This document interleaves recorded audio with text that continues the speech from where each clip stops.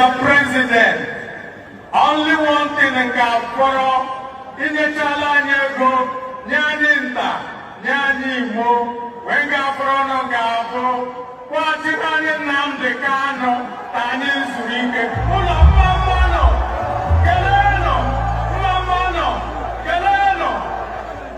Thank you, distinguished Senator Eminaya American Senator representing. Viewers, if you are watching, click on the like button, drop your comment, and also share this program to others. Former President of Nigeria, Obasanjo, has said publicly that he will leave Nigeria if Mazi Nnamdi Kanu, leader of IPOB, dies in DSS custody. What do you have to say about this? Obasanjo was very correct. I don't know how he managed to maybe has some information that we are not having, but he has come out to say it publicly that that if actually has been reported that Mazi Nnamdi Kanu dies in detention, he would definitely leave Nigeria because he has already warned before now that this man did not commit any crime and he should be left of the hook. People does not understand where Mazi Nnamdi Kanu is coming from and why the man has rejected every deal that will jettison the restoration of Biafra by the Nigerian government. The Mazi Nnamdi Kanu has refused to sign those documents, have refused any form of endorsement on inducement, or anything that will compromise the Biafran struggle. And the intelligence report is having it very clearly, and that is why he still remains in DSS custody. But what surprised many is how the federal government under APC now has come out to be manipulating the already tense situation currently now, signaling that at this point in time now that we are documenting the process of what led to the coming in of Omotosho as the judge, James Omotosho as the presiding judge, nominated by the APC government, when all the leaders of the legal team rejected to appear in Mazi Nnamdi Kanu's case because they said very clearly that Mazi Nnamdi Kanu's case has no evidence and he is not should not be able to preside over such matter that has no evidence. That what Nigerian government actually did was to sideline and oppress, a voice that stood for the reality and a voice that stood for the liberation of people, not only Biafrans alone, but Africa. And it is becoming very clear to millions of Nigerians today that Mazi Nnamdi Kanu, who has remained the icon of freedom fight, a reference point, no matter how you look at it, and he has said it very clearly that we don't know what will happen, but there have been signals, there have been warnings that the leaders of this country has made it very clearly, just like Danjuma came out clearly to say that if it wasn't Mazi Nnamdi Kanu, maybe the whole Nigeria would have collapsed under Islamic conquest. I'm talking about T.Y.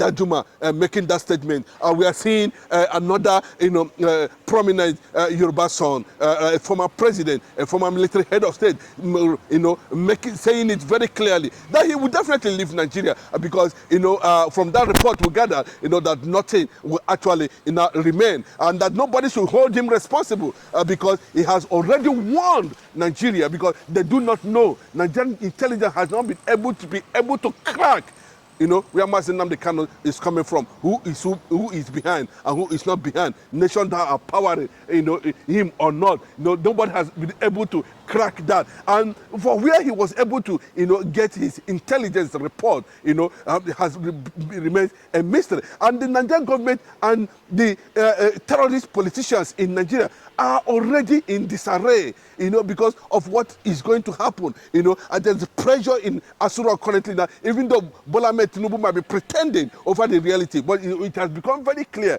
that, anything happens to Mazi Nnamdi Kanu right there in detention, then Obasanjo is saying, of course, they should count him out completely because, he would just disappear from this country, he would just leave this country completely because he has an intelligence report from global communities, from world leaders that, what will happen to Nigeria. They are just watching development on Mazi Nnamdi Kanu every day. And the African lawyers themselves have come on and advised Nigeria. We saw the ones coming from Gambia, Zimbabwe, Ghana, and all that. Even the delegates from Kenya has also, mounted pressure on the government of Nigeria and the Chief Justice of the Federation, including the presiding judge, to allow justice that Mazinam. They were in the court in Abuja. They were out there. They saw all the. They were watching to see how Nigerian government is going to manipulate this. You know, even though I don't want to have issues with Sowore on this matter. You know, because I know definitely that Mazinam Kanu will be released. If Nigerian government feel otherwise,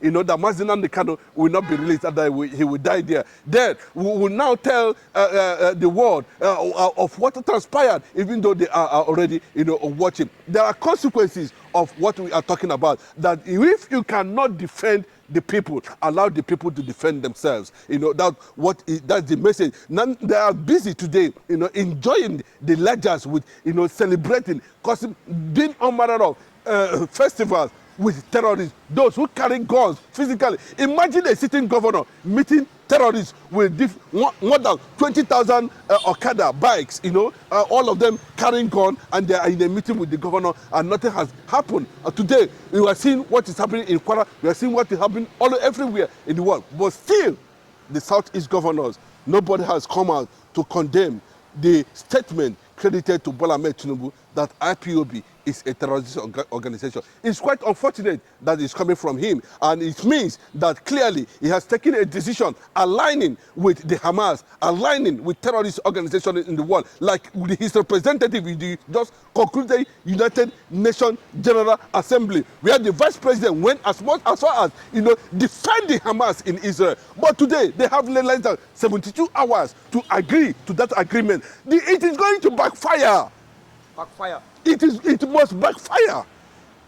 And Nigeria will answer questions to the killing of Christians, of Igbos in Nigeria, marginalization, oppression of this entity. And Britain will not be able to save Nigeria. I can tell you convincingly that this time around, Britain cannot stand for Nigeria, and Britain will not be able to defend the disintegration of Nigeria.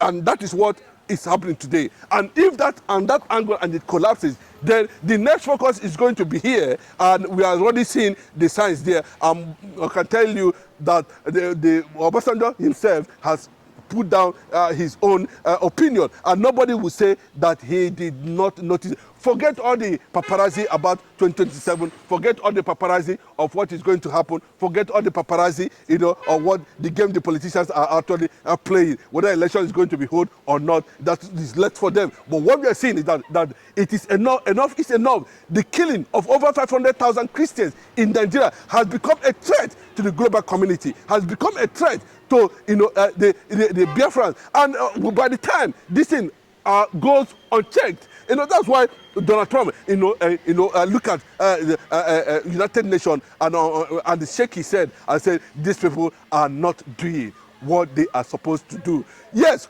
conflict resolutions. There's already a set down rules and regulation. You know, when we come and talk about self-determination, then why is the United Nations actually keeping quiet? It's a criminal organization, and it should be. It has to be reformed. That's what Donald Trump is saying. Because if they are actually doing their work, they don't need to put pressure on United States government. They don't need to put pressure on world leaders. They're not on the issue of aid and, you know, conflict that has spread to the extent that, you know, it has become uncontrollable, like what we see that is happening in Gaza right now.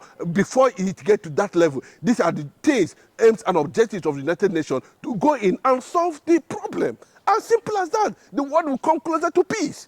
But unfortunately, they choose Arab money, they choose crude oil, they choose manipulation, they choose oppression to continue to manipulate the process in existence where God has given man dominion over this country. That man should enjoy peace, enjoy it, without any reservation. That is the game we are seeing today. But the direct message, that is coming very clearly from powerful Nigerians like Danjuma and Obasanjo today signals that the Nigeria may be heading in towards uncertainty and that come to a point, that it will be consumed. Whether Mazi Nnamdi Kanu, you release Mazi Nnamdi Kanu today or not, whether you manipulate, you can see what the chief judge, some legal luminaries and heads are saying about the Nigerian judiciary. You can see the revelations everywhere. You can see how corrupt judiciary has become, how manipulative. But what I'm saying at this point in time, these things they are doing, these institutions of democracy that has finally collapsed in Nigeria, not by the making of an Igbo man. These are the people that have been in government for 60 years. The Igbo man is not there. He has not gotten involved anyhow by omission or by commission. But still, we are seeing a collapsed institution. Judiciary and INEC has become a threat. The Nigerian military is being manipulated towards Islamic. You can see what they are negotiating. Then all we wanted to do is to conquer the Igbo land, take their resources, then manipulate the process, and the Mazi Nnamdi Kanu will die, and Igbos will continue to wave at you and say thank you for a man that never carried a gun against you. Viewers, if you are still watching, click on the like button, drop your comment, and share this program to others. God bless you and have a nice day.